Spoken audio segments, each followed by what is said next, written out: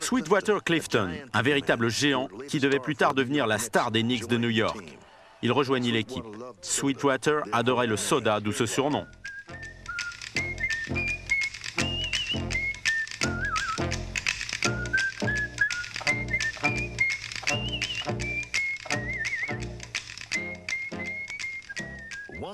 L'un de ces joueurs devint également une véritable légende du basket.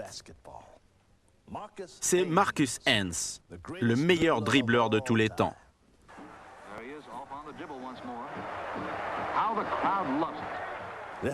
Il y a eu beaucoup de très bons manieurs de ballon dans l'histoire du basket. Mais Marcus, lui, c'était la classe même. Et ce que Marcus faisait à l'époque, eh bien, il n'y a personne, même aujourd'hui, personne qui pourrait s'approcher de ce qu'il faisait en ce temps-là.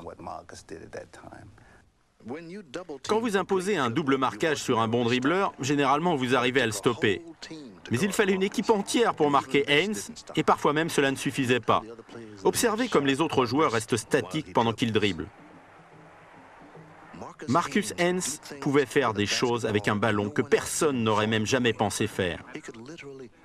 Il pouvait le faire rebondir entre les jambes d'un défenseur et le récupérer, le tout dans un mouvement très coulé. Il pouvait dribbler sur un genou, voire deux.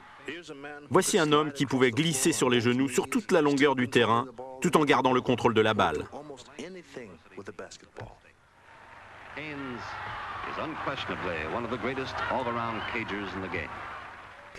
Il débuta au sein des Harlem Globetrotters en 1946 et arrêta en 1953, après un désaccord avec Saperstein, qui avait vendu son contrat aux Warriors de Philadelphie en NBA.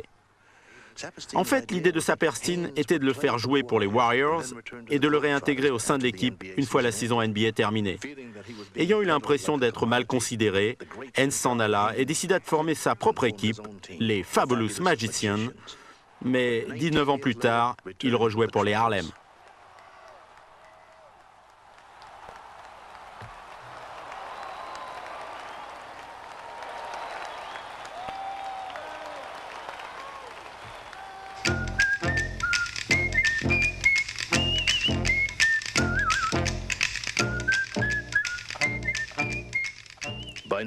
En 1947, les Harlem Globetrotters attiraient un large public et gagnaient beaucoup d'argent.